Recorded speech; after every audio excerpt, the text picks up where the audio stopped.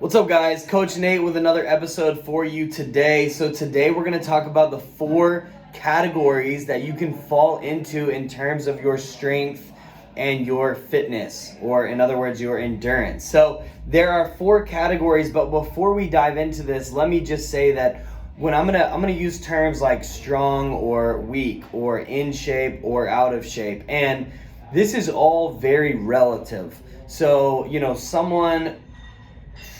somebody may be weak relatively, but they're still incredibly strong in comparison with the average population. At the same time, someone may be strong relative to themselves, but maybe they're on the weaker end compared to the average population. And a lot of that's determined by age, genetics, things like that. So this is strictly used when looking at an individual.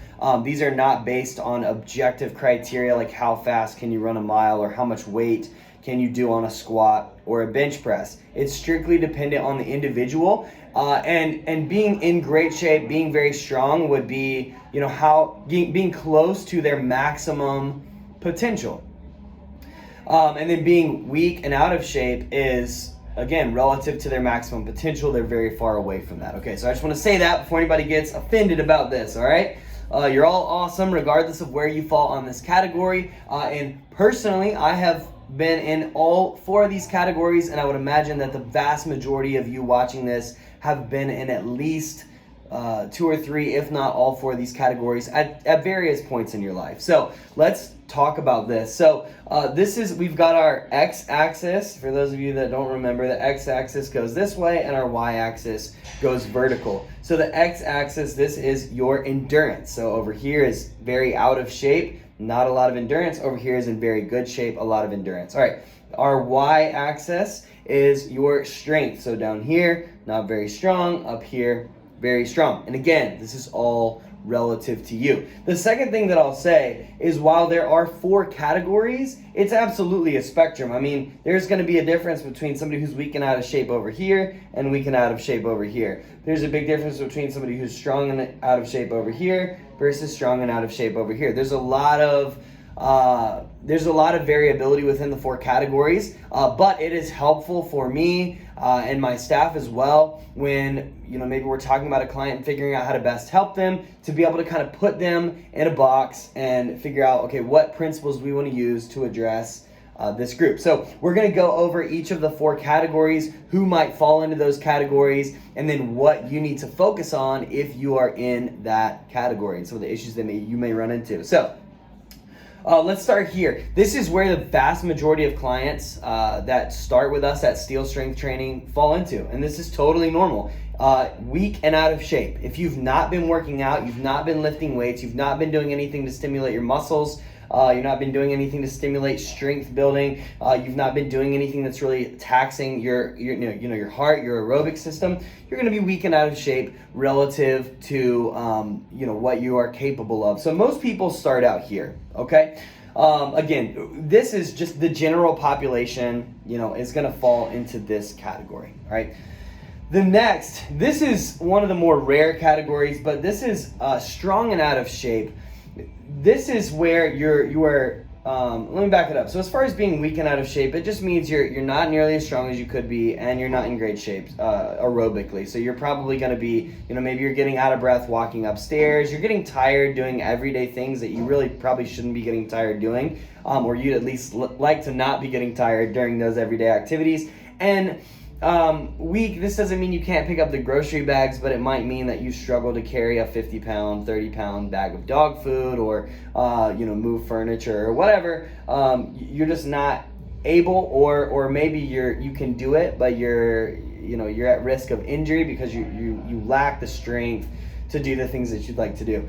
So strong and out of shape, this is where you're very strong, you've got a good bit of strength and muscle, but your aerobic system is not very good. The people that tend to fall into this category, some of the things you might experience, you can do heavy activities, you can move heavy furniture, heavy boxes, you can do things that require a lot of strength because you're strong, but you are going to fatigue very easily. You're going to be breathing hard when you're doing those things. You're going to fatigue very easily. Okay, so the people that fall into here, number one, these are going to be people who a lot of times it's power lifters, people who are strictly focused on building strength and muscle and are not focusing on doing any kind of cardio or conditioning or anything like that. Now, you will improve your endurance. You will get in better aerobic shape just from lifting. So even if you just lift and walk, even walking is a great way to improve your endurance. But like if you're literally just lifting, I'll tell you a story. Back when I was in college,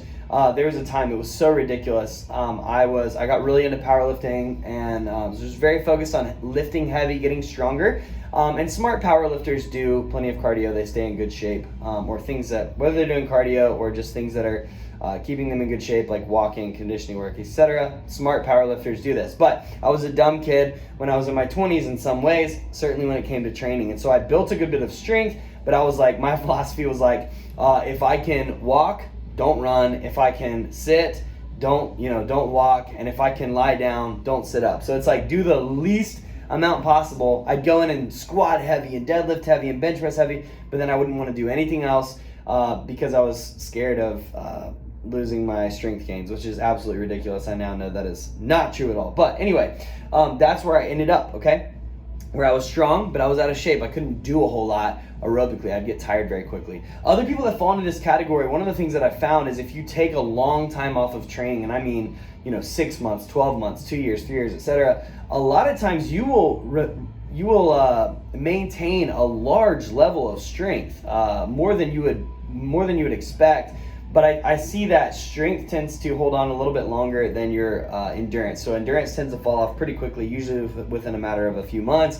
Your endurance is pretty crappy again.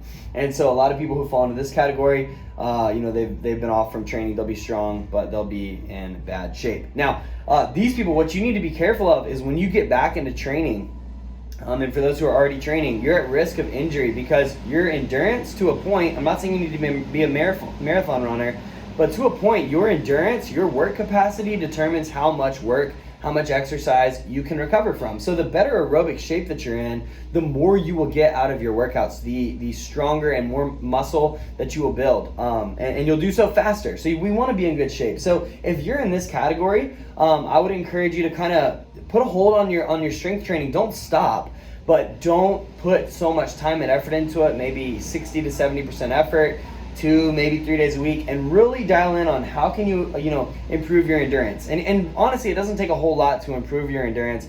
Walking every day, just getting more steps is a great place to start. Doing conditioning work, sprints, hill sprints, getting on a bike, doing sprints on a bike, doing a rower, things like that. Anything to improve your conditioning. You can also just do cardio, just classic cardio. I highly recommend Zone 2 cardio. You should check out my article on that.